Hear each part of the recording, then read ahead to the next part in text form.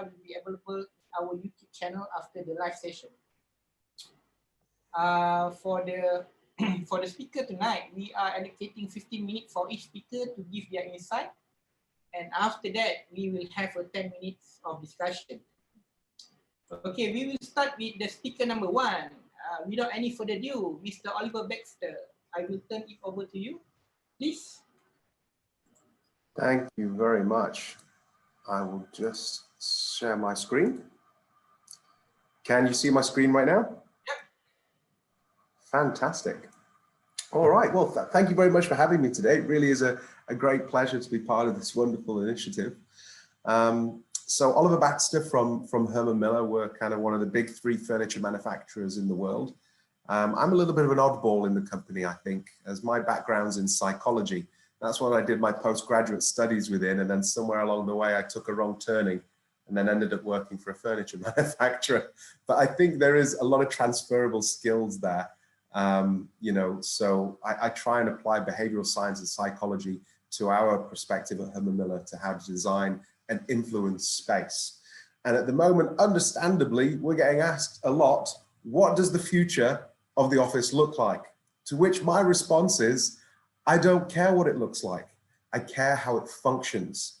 Because even before the pandemic, we weren't really catering for what people were doing in work. We weren't focusing on functionality. We were predominantly focusing on aesthetic. So when people ask me, what does it look like? I answer, I don't care. I care whether it functions. And now we need to pay more of an attention to functionality than ever, because we literally have people's lives hanging in the balance. If you're an architect, designer, interior designer, you literally have a life or death situation in your hands, in your fingertips, the way that you design those spaces. It can, you know, prevent or cause, you know, contraction of COVID-19. So we have to be really careful with the mitigating design considerations that we use. So that being said, the presentation I'm going to give you right now over the next 10 to 12 minutes is going to be really broad and conceptual. And it doesn't really address too much of like the post-pandemic landscape, because what it's doing is going through some research that we actually did before COVID struck. But then when we get into the propositions, which are the trends that link our thinking together, I've actually teased out 2 out of the 6 that I think really talk to the post-pandemic landscape. So hopefully you'll get a kick out of that too. So let me start by just kind of apologizing as well for the discombobulating quote that you see in front of you. It's the last thing that you want to see at like 8 p.m. on a Thursday night, but I really like it and it helps me make sense of the future as well. So the task is not so much to see what no one has yet seen, but to think about what no one has yet thought about, that which everyone has seen. And when I hear that quote, it makes me think of 1969 and the moon landing, right?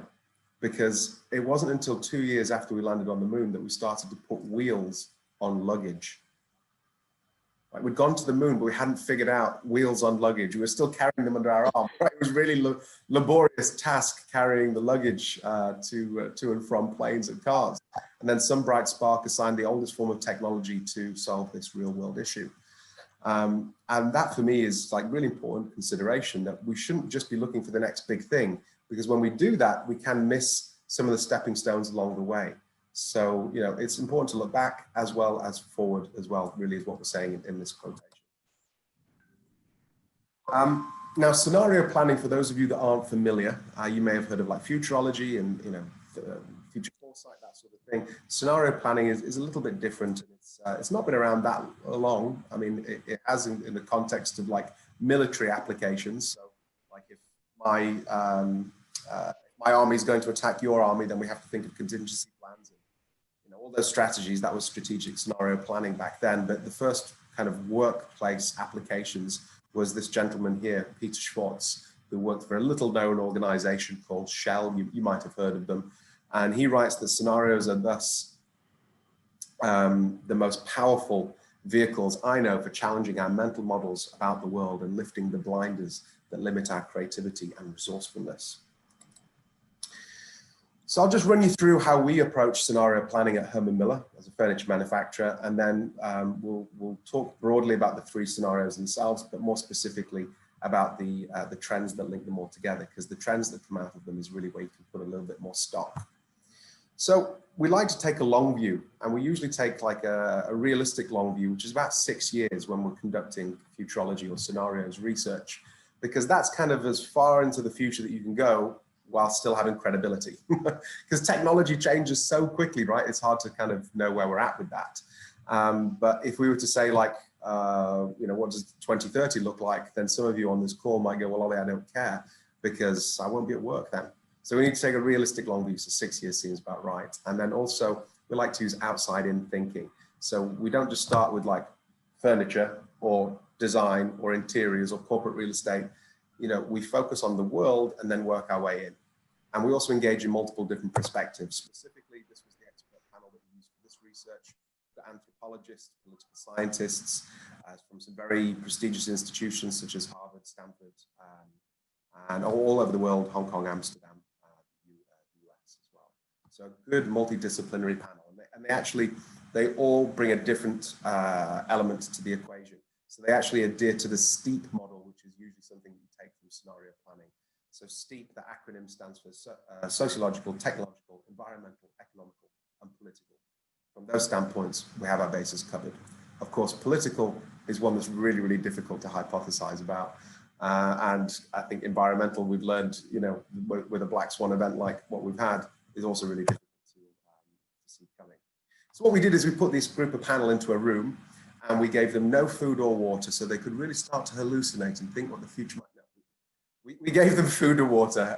It turns out there's legal reasons why we can't do that. But we allowed them to present to one another about what they thought the future might look like. And then when you hear from somebody that you really respect, it naturally shapes and morphs your opinions of the world as well. And we started to see these 3 different scenarios forming from these expert workshops that we ran. But when we positioned these different distinct views of the world, we couldn't really say it was going to be absolutely one or the other. It was a little bit of all of them and none of them all at the same time. So then what we wanted to do is reach out to our friends in architecture and design, project management, and ask them what their thoughts were on these scenarios and see what the trends were that linked them all together. Not the fads, by the way, the trends, the long-standing trends. And then we would put stock in those for our point of view and also for our product development. So these were the 3, and I remind you, this was before COVID happened. These were the 3, the data sphere. Don't let an American tell you that it's the data sphere. It's not, it's the data sphere. The new normal, we were talking about this way before the pandemic came out, and polarized world. So a data sphere is basically where we've been saved by technology and the world is back into afterwards. A new normal is where things are really tight, actually, and lots of joblessness, and the world's economy is really kind of down the toilet. Not too dissimilar from where we're at right now, actually, quite strange. And then polarized world is basically where America and China become and form the 2 predominant superpowers, but they start to join forces. Again, this was kind of a little bit of a surprise with the way that Trump went, and it went the opposite way to the way that we thought it would be predicted, that we predicted it basically. So I really like this quote from William Gibson, which is very similar to another quote from Charles Handy. The future is already here, it's just not evenly distributed. Or Charles Handy's version, the future is already here, it's just in smaller portions. So these are the 3 scenarios. I broadly talked about those. Apologize for not being able to delve too much deep into them. We looked at the trends that kind of came out of all of them and saw where the overlapping similarities were, and it teased out into these different propositions, these 8 propositions. So they are informed choice, digitally mediated relationships, swarm-focused work, interdependence, hackable and kinetic nodes, algorithm-assisted decision-making, you beware, and cultural tectonics. Now, I would love to have a deep dive into all of these 8 with you, but it would take me like half a day to cover this content, all the content that we did around this. So I'm briefly going to talk about 2 that I think is relevant for the times that we're living in right now, which is 1, digitally mediated relationships, new ways of building relationships through the increasing sophistication, availability, and intuitive operations of virtual social networks are the default modality at work and central to most human interactions. Again, we were talking about this before the pandemic, and wow, boy, were we right with this one. So we're looking at a more distributed work model. We're trying to encourage our employees and the clients that we work with to consider asynchronous working. So synchronous working is like what we're doing right now. We're having a real-time engagement, but those people who view this online on YouTube after the fact, that would be asynchronous, right? So when you're using Teams chats, you could connect with colleagues in different parts of the world, in different time zones, and work on reports collaboratively together. So we're still collaborating while we're working remotely. It's just happening in a very different way now today. And we imagine that this is going to continue to increase in its prevalence, post-COVID as well. Swarm-focused work. Even more work is open platform and enabled by digital networks, disrupting organizational boundaries and traditional ways of accomplishing work. So you may have heard of the Hollywood model of work, and that's really what most of us have been prescribed to in the past. So if you're making a big budget Hollywood movie, we have a script, we have some investors, we find a director who we think can fully bring this script to life. The director then finds a light guy, a sound guy, camera guy, the cast, the rest of the crew, a leading man and a leading lady, and they all come together to work on this movie. And then when it's finished, they all break apart and go and work on separate projects. Well, unless you're Tarantino, and then you're guaranteed to appear in his next 6 movies on the trot. But that's the Hollywood model of work, and that's what we do.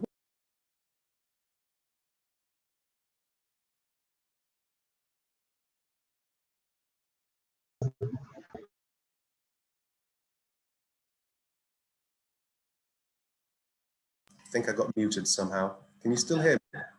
Yeah? Yeah. So that's where we think we're going, is this Hollywood model of work. The traditional method of work is kind of like what I would describe as the BBC model. The British Broadcasting Company in the UK. It's the same light guy, same sound guy, same cast, same crew, week in, week out. That's the traditional working model. And we think this Hollywood model, this swarm-focused work, will be the disruptor, especially as we're seeing a rise in contingent workers because of people being let go because of the pandemic. So people are finding work wherever they can and working in this more swarm-focused fashion. So again, I would have loved to have gone into them a little bit more depth. Let me just kind of clear up some of the terminology, because you might not understand what like hackable and kinetic nodes. This is kind of about flexibility and hacking your environment, your space. Algorithm assisted decision making is again using AI basically to inform your decisions. UBware is wearable tech that again is giving you information in real time, and cultural tectonics open to interpretation. But yeah, they're all very real in what we're seeing right now. So I always like to leave things on a quote. There's been a few in here, but yeah, chance favors the prepared mind. So if the only constant is change, I think we really need to be prepared for that too. Thank you very much. Yeah, I like all the quotes. So it's I think it's from the philosopher, so they design things differently. So, yeah, that's right. And in the chat box, what I'm posting now is a video to what we think the post-pandemic workplace might function like and look like in a client example called Solarco. So after you've seen all the wonderful presentations today, and you want to see Herman Miller's take on what the future will look like and function like, then please check that out. Please understand that this was an American case study as well. So some of the furniture, the colors and finishes might not be to your taste, but again, forget about the aesthetic and try and think about the functionality and how we use space. So I've just posted that in the chat box now. Thank you, Oliver. I like the concept of what you have. This is what we are trying to bring it here. So cannot just looking on the simple perspective. I need to blend with whatever that we have or whatever that we live together. Cool. About the workplace nowadays. Yeah, I mean, hopefully by explaining the process of scenario planning, I've empowered everybody to be able to apply it in their own organizations and practices. So it's not anything unique to us. Anybody can do scenario planning, and hopefully now you have a little bit more insight into the tools and tech of how to do that. All right, thank you. Thank you again, and thank you very much for your insight sharing. So, and we would like to welcome our second speaker. Is Joanne? Joanne, over to you. Over to me. Thank you so much. I'll just quickly share my screen. Meanwhile, whoever have question, please feel free and you can put in the chat box and we will pick up the question and address it later. Great. And Shireen, can you hear me okay? I think we lost Oliver a couple of times, so let me know if I drop out. Yeah, it's okay. I think we understand about Dubai. The scenario is like that when we do online. I think it shouldn't be an issue. We can capture. Okay. Thanks very much. And good evening, everyone, wherever you may be in the world tonight. My name is Joanne Mann, and I am representing a company called Space IQ, which is a merger of three companies, which is Archibus, an IWMS company, and CeraView and SIQ, a workplace management software company. So I am the General Manager and VP of Sales for Asia Pacific. And prior to the merger of our companies to Space IQ this year, I was the Global Head of Client Services for Archibus and CeraView. And then before that, I was Executive Manager of Corporate Real Estate Division in a large financial services firm in Australia. So my role was to meet the needs of the strategic business initiatives, and I was responsible for the design and delivery of workplace solutions. And I guess one of my key initiatives that I did was I led a workplace transformation program, which was looking at transforming the workplace from a traditional fixed environment to a very flexible and agile environment for 16,000 people. Now, I did that back in 2008. And the key thing for me there was people working from home. And did I ever imagine that we would have the whole world working from home 12 years later? So, you know, moving into the pandemic. And today what I'm going to look at is returning to the workplace and what we need to think about ongoing. So a slightly different slant on what Oliver has just been through. And this diagram in front of you represents, I think, the passion of the return to work. And I think many people have been through this and have gone back home again and have gone through it again, trying to move back into the workforce. So I think the key areas we wanted to think about was safety. So how do you keep your people safe? How do you move them out? And then how do you manage that space going forward, that workplace? So supporting the business operations when they're both some in the office and some at home.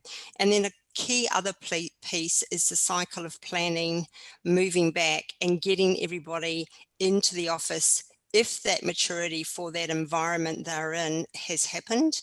And I can say that many of the organizations that I'm working with now have opened up their workspaces, and they're only getting about 20 or 30% of the people coming back.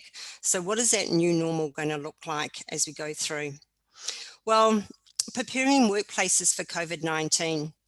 I think that this has been the perfect storm. So the coronavirus hit in China, and then the rest of the world started to experience that fallout. Extraordinarily rapid spread meant professionals needed to respond extremely quickly. And what I have seen is many professionals coming together and cutting through all the politics and all the stuff that was in their organization that slowed everything down. So yes, safety first. Corporate real estate leaders had to be responsible for ensuring executives and organizations had the information required. Some of that was around proximity reporting, so reporting on anyone suspected of having COVID-19, and that's been critical to identify nearby at-risk personnel. But business continuity or pandemic plans was an interesting one for me. So being able to respond quickly with whatever data was available. And I spoke to many people at the time that had no business continuity plans and all of a sudden had to react, only allowing their mission critical people into the office, tracking those occupants, and also bringing that health and safety to the forefront. What teams came together are the three teams that for many, many years I've said have to come together to look at the staff in an organization. And fortunately, you saw HR, IT, and real estate coming together through this pandemic, which I thought was great. So, planning for COVID-19 recovery, and I think this is the silver lining. in what's happening. For once, all of a sudden, we saw many people working from home, and it was one of those things that many organisations have struggled with. I worked for a lot of my time in the United States, and on the West Coast, there was hardly anybody working from home. And what's happened is everybody had to go home and almost stay home.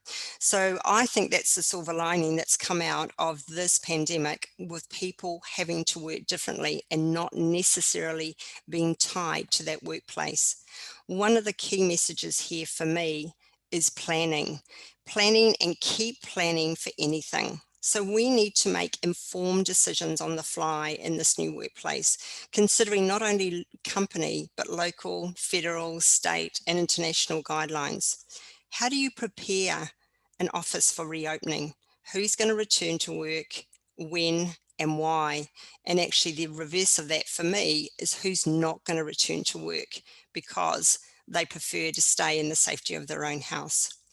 So when you're talking about space and the return to work, consider space density, social distancing, and that continual sanitization to avoid reinfection or infection in the first place.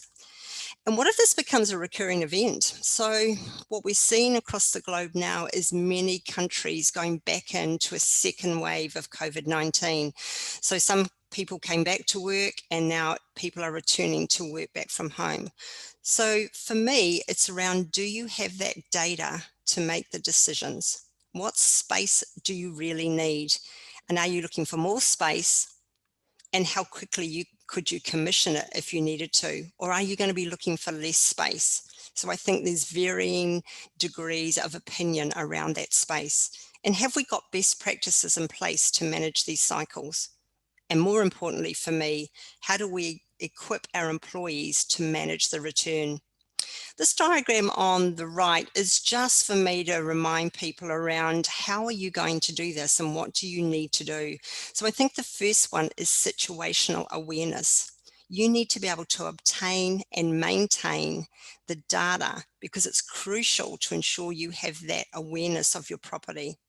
And then workplace planning.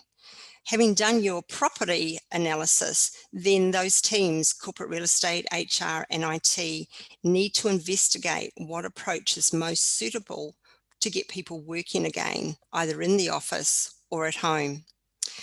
The workforce enablement, so you can prepare your employees for their return to the workplace if you want them to be there by providing them with information they need in an easy, accessible manner, and then monitor and adjust.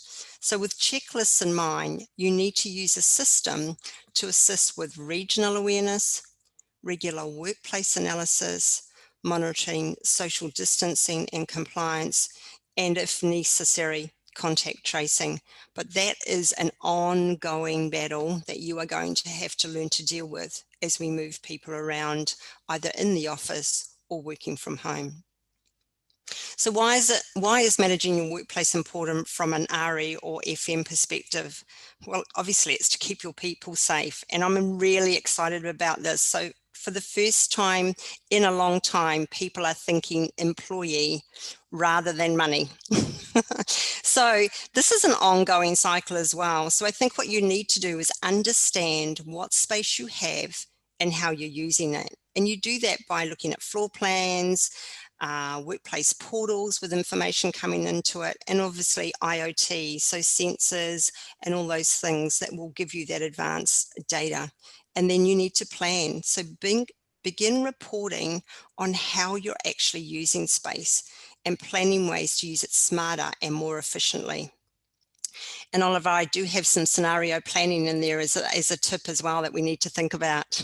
And then obviously begin actioning change. So you might need systems for service request. Move management is going to be a key thing, and activity-based working or choice of where people works seems to be an action of change that we all need to apply.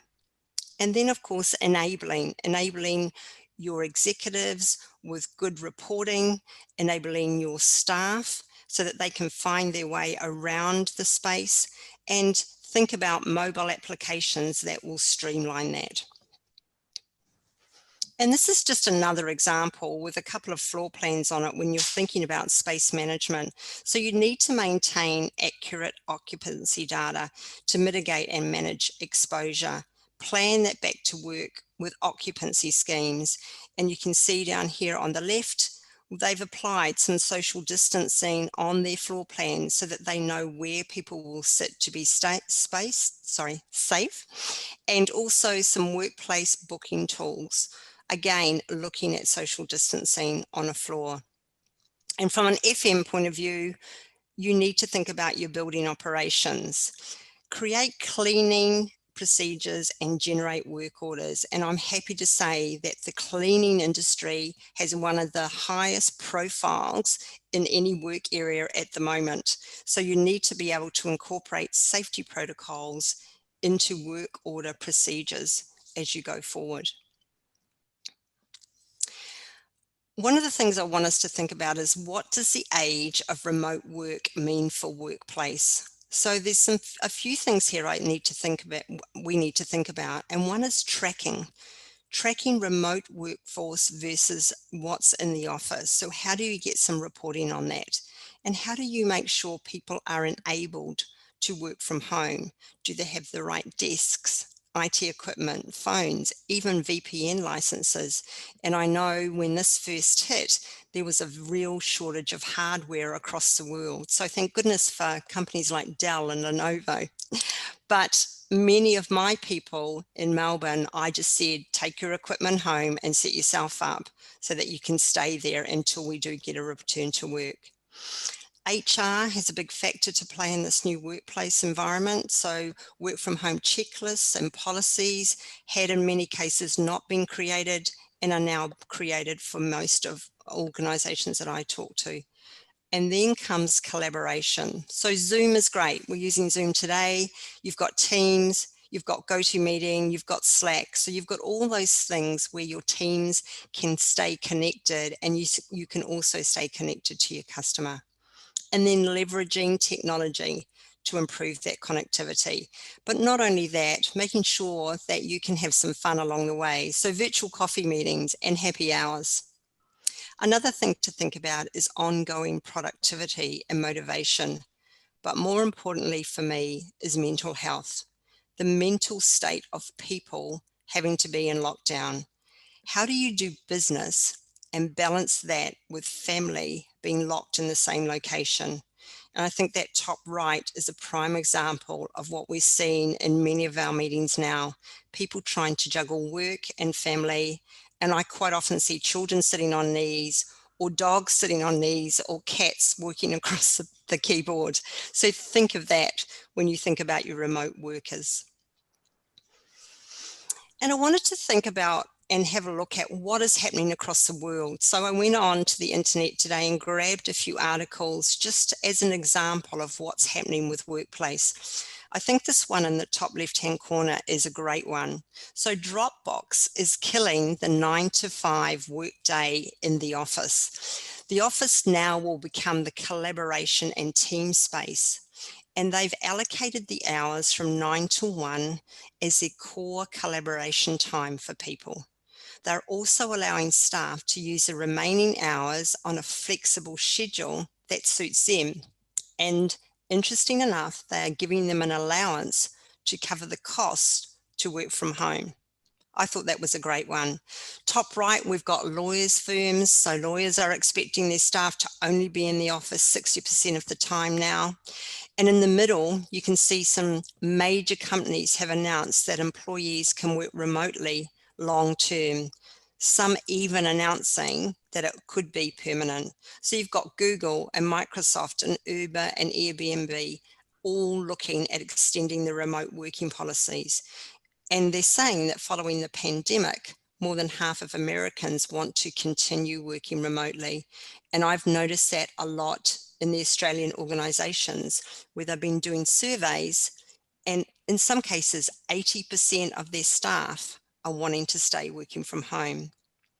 And if you look at the top trends impacting the future of work, there is going to be an increase in remote work. They're using their employer as a social safety net. There is going to be emergence of new top tier employers. And there's a real shift from designing for efficiency to designing for resilience. So I wanted to just leave you with a couple of quick looks at what we should be doing for our employees. And I think one of the easy things is mobile wayfinding and reservations. So enhance your employee experience by connecting people to the resources they most need and make that seamless for them. Most of us have a phone. As a quick overview, you can assist your employees with finding places to work and meet, finding each other, finding resources, and finding information. And the flip side of that is, how do you prevent and solve problems quickly? So getting people to report facilities and equipment issues online in real time, and having smart functionality to remind the forgetful, guide the lost, and deal with the unexpected. And I think you also need to think about in this new workplace around allowing your staff to complete reservations, because they may come in 2 days a week or 3 days a week as they start that return to work. So how can they have a booking system that will allow them to book those days, and they know where they're going to be sitting, who with, and are they going to be in a safe environment? And then reporting. So numerous reports, and I'm sure, Oliver, in your area, reporting for all sorts of things around utilization will come into play. But I think we need to think about, what are the insights that we're getting from this data? And you can see from this one here, you can see the peaks per day. You can actually have a look at it by different buildings across very different days of the week. So that helps you to identify and reduce bottlenecks in your environment. The end of day cleaning tasks. So help those cleaning crews focus sanitation efforts where needed and where those spaces have been booked. And contact tracing. Now, I think the message here is, if you are unwell, please stay home. But there may be a time where we actually do have someone that has been infected, and we need to be able to trace that contact and the people they were in contact with. So here are just some reports that I think we need to think about. And that ends my presentation today. I hope that has given you something to think about when we start looking at this workplace of the future. Yeah, thank you, Joanne. Yeah, I like it, because contact tracing is the most popular nowadays. So Absolutely. we are, we in Malaysia, if we forget the phones, so we can't do the QR codes, to register where we are, So Of course. okay, but they require it for contact tracing. So everywhere is QR codes nowadays. Absolutely. It's good for them to collect this information, and then they can come up with the utilization and occupancy rate of the buildings. When we collect that all together. So anyway, thank you very much, Joanne, for. You're welcome. Okay, we have another speaker.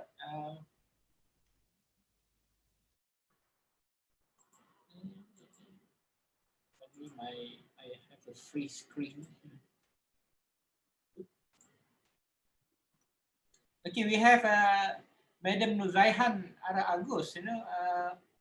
Would like you to have your insight. Yeah. Over to you. Thank you. Thank you.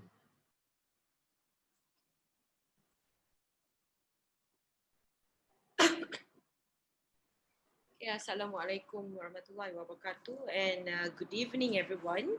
So my name is Nuzaihan Aras Agus Salim, which is I'm the head of departments of building surveying in University Science Malaysia. So actually, I'm working for as a lecturer for 16 years. Okay, majoring in building surveying and facilities management. So today I would like to work on the landscape of workplace for our future.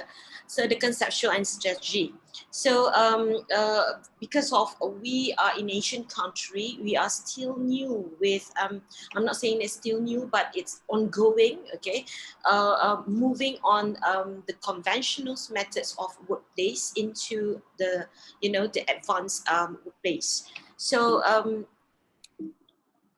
okay, let me start with the definitions first, because of workplace is actually attached with these three things, okay, which is a place or the space itself, performance of the workers, how we performs, the work or the task, the responsible, okay, in a space, and what job as we taken, okay. So this is are the three things that combined, and we call out as workplace, okay. So then, okay, when we start with the space itself, okay, because of this is a very basic knowledge about how workplace goes on, okay. But if we're moving on to the, if we want to create the new workplace, okay, the basic knowledge as the workplace should be there, okay, because of the task, the responsible, the activities is still the same, okay. So first of all, we have to know that every spaces is needed as a security, the safety, environment, facilities, and of course, they need to motivate the workers, okay. The space should be motivate the workers to perform well, okay. So by the way, okay, if let's say we work online, okay, so that's we won't feel secured about online. For example, we do the banking online, okay, we don't feel secure because we know that nowadays we saw lots of scammers and everything, okay, and some sort of interaction with data, and then lack of security of safety of data itself. So this will make people feel scared how to use technology for these days, okay. So that is why technology have to move fast, and then make sure that the security and safety of data are always developing and improved, so that to make sure that everybody feels secured and confidence to use that, okay, especially for us who are working in a space of so-called it as a digital world. So next, moving to how we move from the space into to responsible. So that is why how this space can motivate the activities, organization, communication, and team working and networking. So so that it will create a good responsible, so that we don't have any even though we're working from home, so we don't feel like we don't want to take charge, or this is not my job. So everybody can take charge, even though it's far away from the workspace itself. So then we move on to how the responsible performance and space can contribute to each other. So we set up the mission and visions, policies, and productivities and milestones. But however, when we're exploring the history, okay, and a crisis, what happened nowadays, okay, it's the history is begun from 2000, whereby we started from the era of 2000, from 1999 to 2000s, whereby we are afraid to use the technology, moving to 1999, and all the systems or the data have to Y2K crisis. So then this is the platform that we afraid of, but then they get solved the problems, okay, and then this is how the culture whereby it started, how FM started in Malaysia too.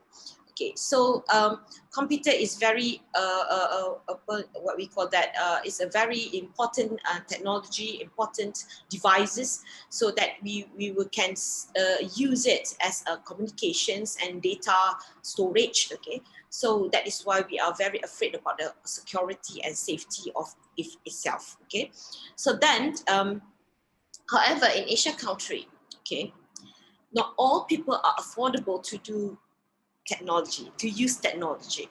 For example, the smartphone. Okay, it's very simple, small gadget, but we cannot. But some of us, we cannot have a smartphone because of, you know, there's a lot of, you know, the range of economic issues, what we call that, the networkings and everything. So the network and everything. So that is why we can see that the range of lifestyle, the range of people living in Malaysia, we cannot get reach to all over, to all of the nations. Okay, so that is the issues nowadays. Okay, even though it's appeared in educations, even in my you know, my institutions. So we are very keen to help all those students from outside of the, you know, cities area, whereby we cannot reach them because of the network problems. Okay, so this is the you know, the issues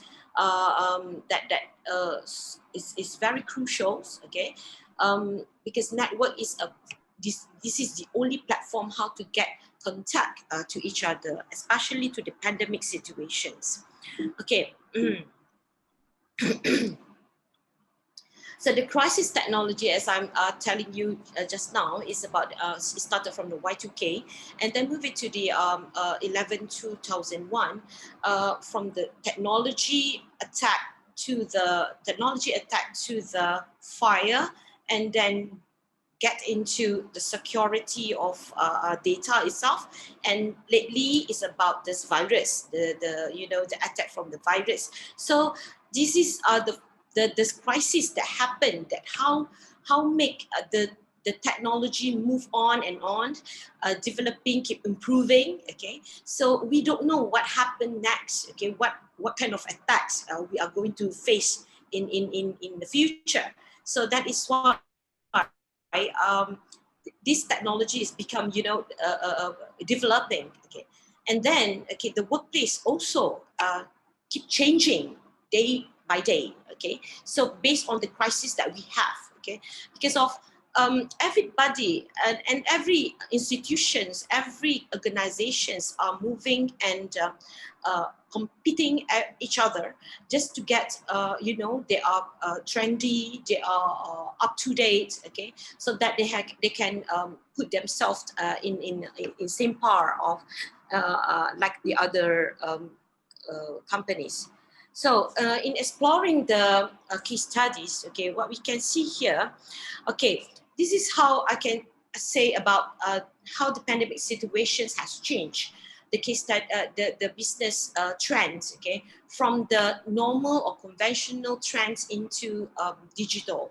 So the only space that safe now is only using the technology and digitals, so and networking. So that is why we are thinking that, okay, a very safe platform to keep all the data, okay, without any, you know, interference. Okay, so that is it's very challenging to keep all this in good and safe conditions. So for the insurance software, for the insurance company, they have moving on to from the conventionals, meeting their customers and moving to the online. Okay, from the DIY home depot, from the manufacturings, and how they keep selling, they still keep selling even the pandemic situation. They still keep moving on the business, do the online business, okay, online selling, and how this you know, the bakery is still going on because of their food, they're supplying the food. Of course, we need foods every day, and then and how they make sure that the workplace is safe for their workers, especially. Yeah, I agree with Joanne just now. Workers is very important. It's just a property to every company, because they are just an engine. How they can run the data, how they create the data, and how they keep the data into you know, in technology. But if let's say you can imagine, if let's say we lost our engine, the primary engines, I don't think that we can work, any kind of business won't work well. So that is why taking care of your workers is very, very important. Okay, then in education, this is very crucial, where we see that in developing country, I don't think that it will be a problem to them, because they are willing and they know that the importance of having a gadget, at least a handphone, a smartphone.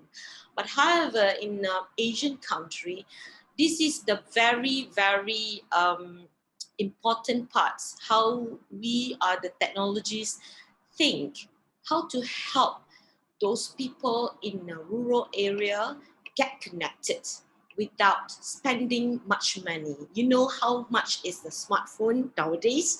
So I don't think that those people who are living in rural area, they think so much how it's important of the smartphone. So that is why I think if let's say we have this effort to do something on technology to help these people in rural area, I think it's very, very blissful. Okay. So this is how a school in China and also USM changing from the normal face-to-face learning into 100% online. So every activities we did it online. However, we have some issues whereby some of the, we are professionals, especially for those who are working in the construction industry. We need something like you need to exercise something on site. So this makes people know to limit. They limit their educations, transferring knowledge in a learning process. So we have these problems, okay, in doing this. But we know that there is a solutions how to to use the technology, how to use or to utilize the technology, exercise the on-site practice, okay, in education, such as using the 3D, 4D or 6D virtuals, but all those things are very expensive, okay, to own by each of the schools and universities. So this is the problems that we face, okay, nowadays, especially for those who are needed for these two kind of nature, which is one for online the technologies and another one is for the on-site technologies. Okay. So then for the manufacturing, okay, manufacturer is very important because of they keep supplying all the needs for us to keep living, okay. So but this company, this manufacturer has moved on, changed how the workplace become more safe, more practical to their own workers, okay. From they make sure that the workers are in a good condition, in a safe condition. They have provide quarantine rooms, okay. They have supply their own masks, okay, by using their own materials, raw materials and everything. So and again they still use technology as the platform to making marketing and sales, okay. So this is how the three nature of businesses or the core business that happens in around the world, which is how the activities happen during the pandemic situations. Okay, move on to the this is how workplace, the conception of workplace to identify the needs, everything. Okay, so make sure that we reach the productivities, maximum productivities. As we know that we work from home, okay, we can cater the private, the private lifestyles into formal or workplace. Okay, so we change our private space into workplace. So are the things that you have to face on because of you know, during the pandemic situation, we cannot go out. It's not safe outside there. So that is why work environments has changed into, you know, from the non-core business to core business. You know, it's now we some of them don't know where to put their own selves in a home, okay, because of they're doing 2 jobs in a house, okay. So this is very exciting because of you know, some of us, okay, do having the meetings and, you know, in front of our families, okay, sometimes interrupt with the children and everything. So to make sure that the workplace environments can be comfort to the workers. So how to do that, okay? How to make sure that, okay? So and then training and transfer, because of they live in a house, they live separately. We cannot meet seldomly. So training and transfer, how we can do this through online, like we have done today. So this is how we change the directions of you know, conventional training and transfer knowledge into, you know, a new method of transferring knowledge, and always keep motivates your workers, okay, because of because they are the engine, the primary engines of your business. So when they work at home, I believe that there is some, you know, disruptions of you know, on their mentals, and because of they cannot go out and they have to face 2 jobs at one place, okay. So this is how the critical issues that we have for each workers. So the employer should motivate them again and again, because of this is how we work as a team, and to make sure that the understanding of each other is strong enough, okay. When we talk about the the space, okay. So how the space can create or develop the workplace, okay. Before the pandemic situation, we can see how, for example, Google's, okay, from the conventional workplace designed, okay, into, you know, a very like cozy, and nowadays is there is no boundaries at all. So they make sure that people can think, people can, you know, work well with the mental, with the ideas, okay. So they believe that, okay. So I don't know how far this kind of, you know, transferring I mean the developing of designs of the workplace, okay, have take charge, okay. So now we are moving to pandemic situation. I can put my house there because I'm working from the house. So how our home itself can be prepared as a workplace, okay. So how the house actually can generate more idea, more talents, okay, more creative, okay, to perform well in their as a workers, okay.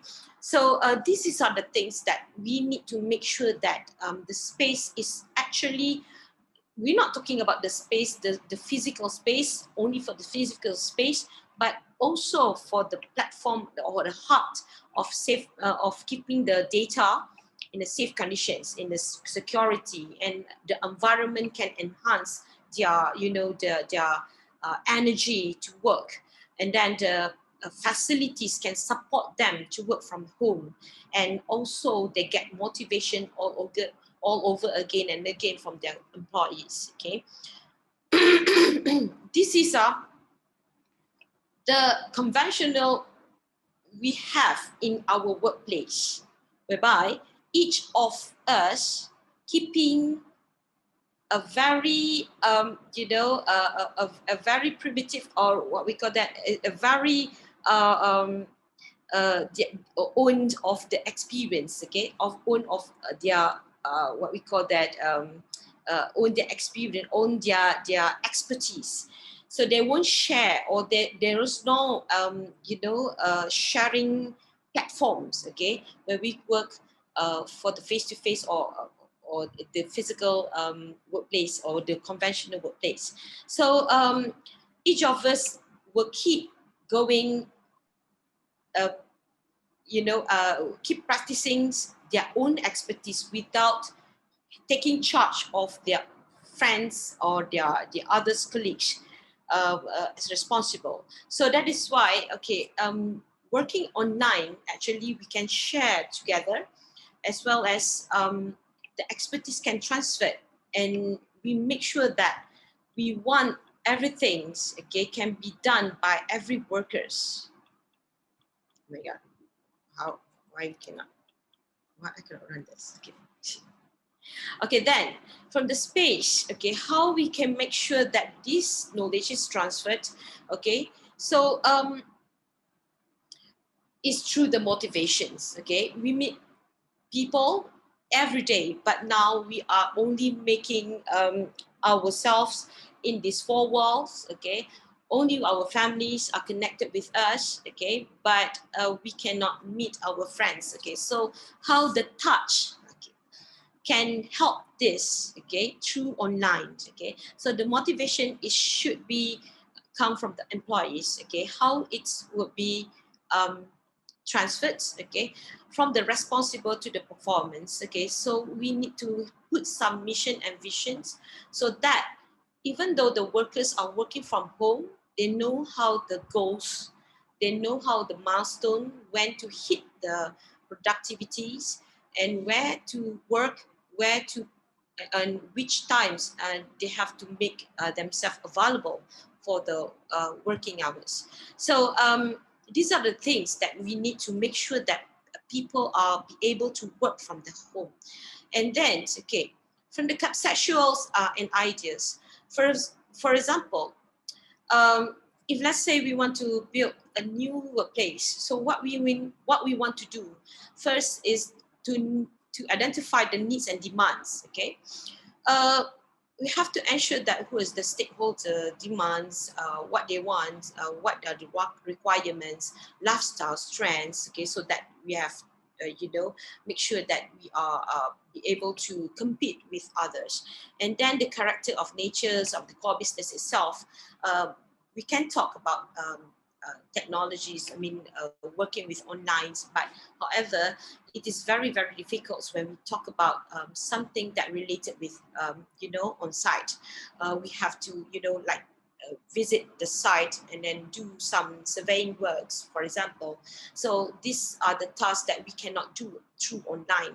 But however, how the technology can make sure that we are safe on site. So, and how this workplace can detect them, where they go, how's the conditions of their workers all the times. So this is how we have to know how is the work nature, and then identify the strength and constraints, and then readiness of the transformations. Because of we have to ensure that either our business, our workplace, for the conventional methods to the new workplace methods. So either it is ready for the transformations in terms of the facilities, behavior, mindsets. So we have to, make sure that everyone is ready, especially for the workers. Why? Because of they are the one who are working with the data. Next is the conventional, how the workplace development and strategy. We are very keen to know that how is the, the strategy, transforming strategy from the conventional workplace into digital. So first of all, the culture is very, very important to change the culture. From the culture, we have to meet everyone, greet everyone face to face. We have to, put aside, and then we have to change our mindset just to, to allow the new things or the new behavior, the new lifestyles, into our lifestyles. So this is very, very important because of, sometimes some of people, they don't like with this technology because of, they love working with the old fashions, the conventional methods. So that is why they are, block their minds, not having this changing. They won't transform into the new, the new behavior or the new workplace. So this is, how our own workers can kill our business because of the mindset is not ready. They are not ready yet. So to make sure that this transformations works successful, we have to make sure that all these things are are ready for average workers. So the readiness, actually confined with 3 things, which is from knowledge skills. Why? Because without knowledge, we cannot do online. We cannot transform our workplace into something new. And then, of course, we have to change the mindset, and then the digital transformations and technology from the old-fashioned into, keep trending, and we have to keep ourselves updated with the current technologies, what the people needs in our world nowadays. So this readiness is to make sure that we are always connected to our new worlds, and then we are not left behind. And then this workplace are always deal with, the new workplace are always deal with flexibilities, technology, and well-being. Why? Because of these flexibilities is very, very important, whereby we are now can work from homes, So how to adapt this flexibility in our work styles? So it started from the employer itself, how the employer can be, creative, not rigid, so to break the boundaries, because they are they are doing their work at home. So how the employers can accept or adapt these situations, the policy, the ethics, responsibles, and the goals itself. So they have to make sure they are ready to accept their workers living and working at home. Another thing is the flexi workers. The workers also has to understand that they are working and living at home. They are doing things. Let's say as a mom, they have to take care of their children, and at the same time they have to do the works. And at the same time they have to understand that what they are doing for living. So they gain money, they gain a salary from this employer. So that is why the responsible come in. The workforce is already there, but how they tackle this workforce at their own and private place. So this is very important to make sure that everything is in concurrently with what the goals that's set by the employers. Next is flexible workplace. It can be work in the office or at home. It's already happened in UK starting from 2000s, whereby they can work everywhere. They fully utilize internet as a platform of communications, data storage, and everything. But in Malaysia, flexi workplace is sometimes it's not acceptable.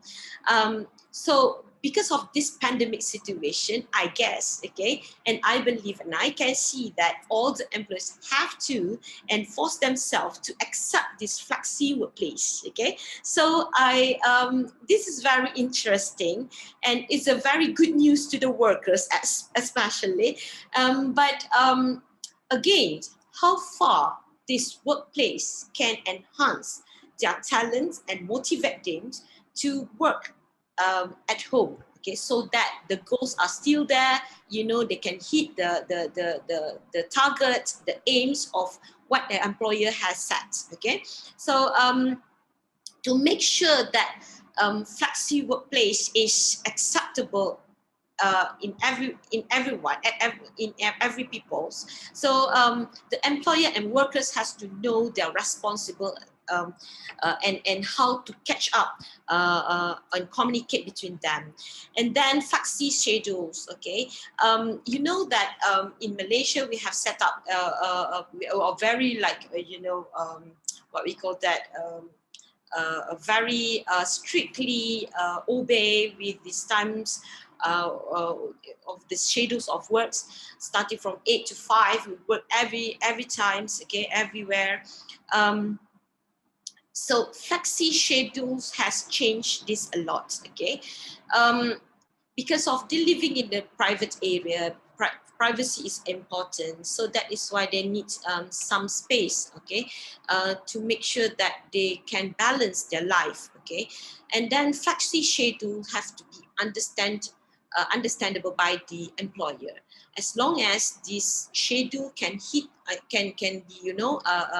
catch by the workers, okay, so that they can take charge every time, can respond the employers. But the employees has to set the schedules based on the free times or the flexibility of the workers itself. Because of, okay, let's say the employer freely give the workers when to work, okay. So I guess that when they bust through the WhatsApp, for example, I don't think that no one will answer that, okay. So that is why we have to make sure that the schedule is there and everybody have to be responsible, get into that disciplines. Okay, then flexi technology and software. Because of we living separately, so technology, software, especially the network, is very, very important. Okay, in Malaysia, I guess that we have a good technology, we have a good software, but we have a poor network. Okay, so this is a very, very important how to to reach them. I hope that if, let's say, all these technologies designer can think, what are the things, other things can reach people from home, beside of using this, network. So this is a very good, options, because of when the network is not working, anything is, the communication can break down, okay? So this is a very important. So I believe that the network peoples, the network company, I hope that, from Celcom, from Maxis, in our in our talk today. So I hope that they know that how important is the network, their network work well for the transferings, and how the business works with the networking nowadays. Okay, so then technology, how they adapt technology, the innovations, how to innovative, okay, to make sure that people use their talents and their creativity to innovate an industry, to make sure that industry is efficient. What we do is efficient, okay? And then communication is very important. We can abroad the communications, collaborate more, and then to make sure, and beside that, we have to make sure that the security and safety are there, and make sure that this technology can take charge of the organizational, whereby, for example, let's say we use the Akibas, okay, how this Akibas can replace some of the organizational works, so that these people, the primary engine, can focus on developing other things. I mean, to expand their talents more than focusing on the organization itself. And then increasing the productivities, because of we have this, something, the technology have replaced the organizational works, so that we can focus more on productivity. So then, to empower the workplace, okay, so this technology and workplace, okay, can bind together, okay, how to make sure that this what we call that, how these things can work together to make sure that people can live in balance, okay, with motivations, with moral support and team working. However, when we do that, when we do working at home, the force or the stress are increasing. So we have to look back what are the things that makes our workers are stressful working at home.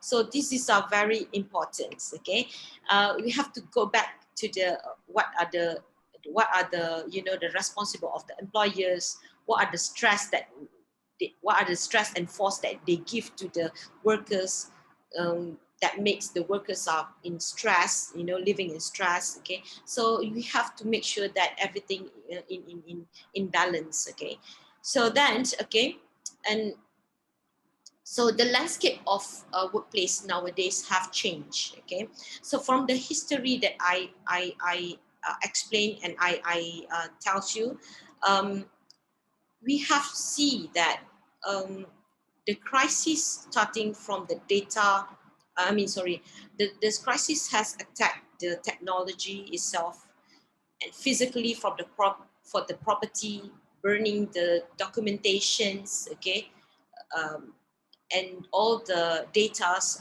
all the informations is burned. Okay, we cannot save them. Okay, and then nowadays is now it started with the virus. Okay, so all this attack, okay, actually is an alarm to the technologies to think forward what are the next attack.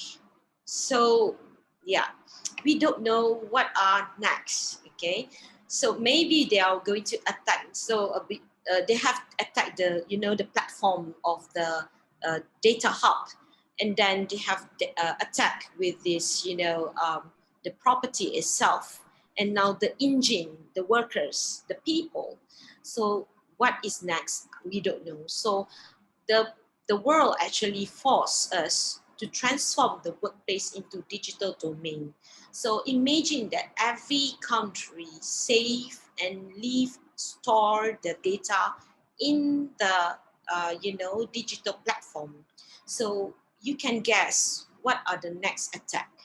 So this is how we have to design the new workplace that is safe for the world, for the company and organizations. So if let's say we have these things, I believe that, okay, we are going to be safe for the next 10 years, because the crisis is, you can see the trend of the crisis is, every like 10 years, between the 10 years, so the technologies has to catch up. What are the next 10 years should be. Okay, so are we ready for the next attack? So then is it the technology can face this crisis? So this is a challenge to us, okay? Because of the technology nowadays are reclaimed as our workplace. So we have to ensure that our workplace is in a safe condition and can motivate people. So that is all from me. Thank you very much. Thank you. Wow, it's very, full of information. It's good, because when everybody work from home now, they need to understand that they have they have their responsibility, last time when you come to the office, I stress, but now I ask you to work from home, then they say I'm stressed also. So something like to think how can working from home without stress. There's a joke, Adam, there's a joke, the wife called the police, reported to the police that the husband's supposed to work from home, but now they are not at home. So,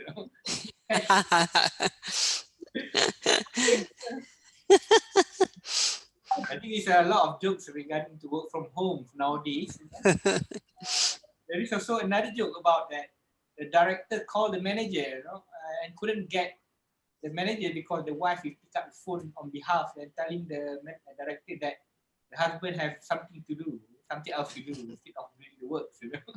End up like both of them calling each other, let's go to the office, you know.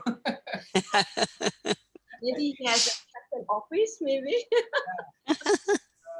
Okay, we have two questions actually. I think one from Mr. Paul. Mr. Paul asking about his question is about, my question is, in the order to certify end user at the workplace, FM personnel should be able to forecast the performance of the building as early as during the pre-operation stage. How to leverage FM position as a major role in property and construction planning stage? So who can answer this? To Mr. Paul. Joanne, what do you think?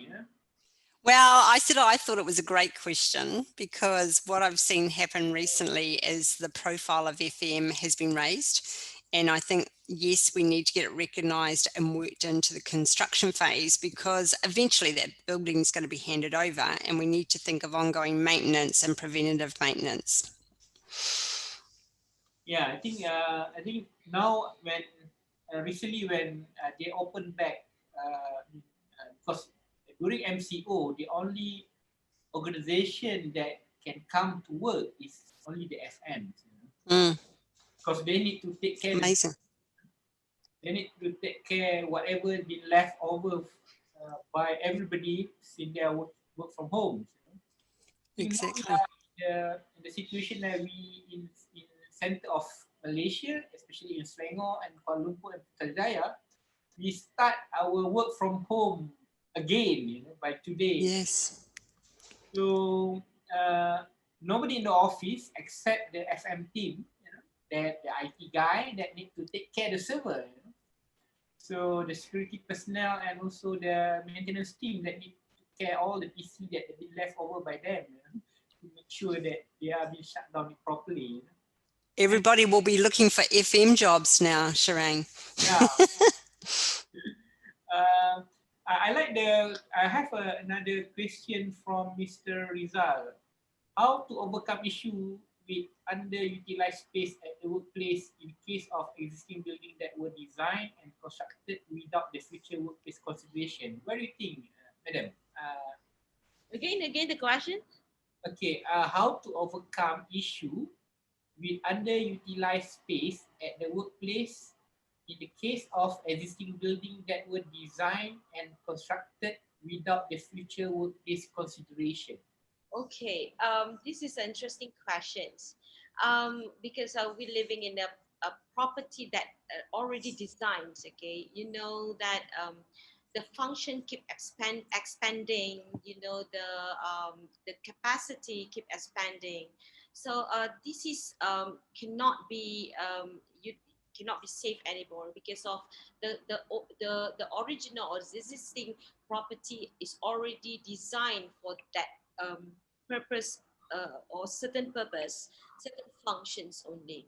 So to redesign back the space to fully utilize the spaces, okay, we need to do in facility management, we call it as a what we call that space audit, to audit back what are the space that can be expand or alterate, okay, so that it can be moving, it can be easily what we call that it can be easily redesigned, okay, without big changes. For example, I can take the best designs which is located at University Petronas Malaysia.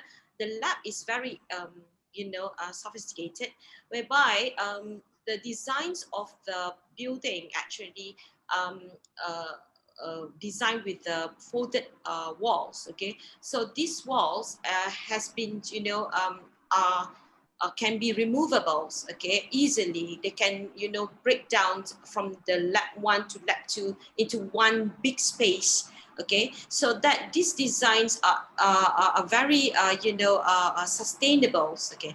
However, the long times design, I mean, old building, we cannot do anything because they design for a purpose, for a certain reasons, okay, for a certain functions.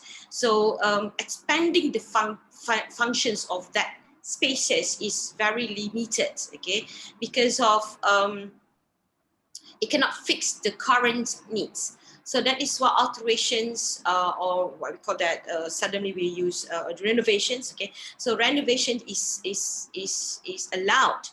However, in building surveying, we are not advised to do a lot of renovations because it can be, destroyed the old building. So this is very, very challenging. So I cannot do anything about it, but what my advice is, we have to design back, do another buildings, okay, build another buildings, so that that building should be a sustainable design, so that it can be fully utilized in any kind of changes or transformations in the future. So old building, definitely we know that the designs are not fixed to the sustainable design. Sorry. Okay, I have a last question. I think they throw this question to me. What are some of the key decision strategic that IT department need to keep in mind, but often overlook when preempting for a growing percentage of remote home office employee?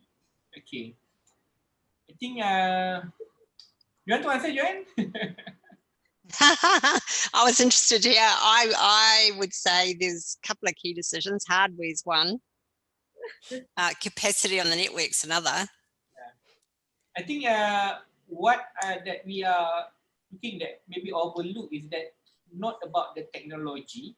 Maybe technology is also another thing that overlook, because people designing the IT where they are designing the, the solution for people use in the office, but not to access it from outside.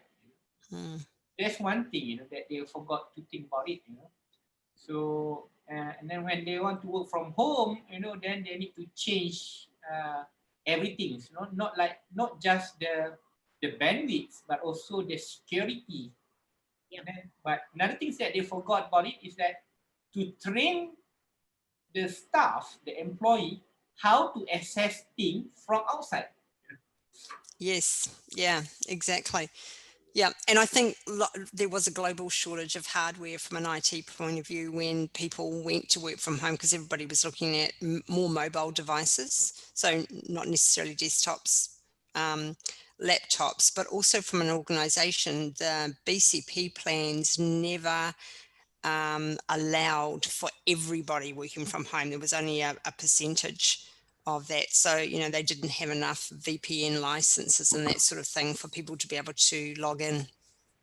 Yeah, I think I have. I think this is the key question that I have. I think I don't have any more question. And then I like another quote. Where during these pandemics, people like we appreciate with our staff.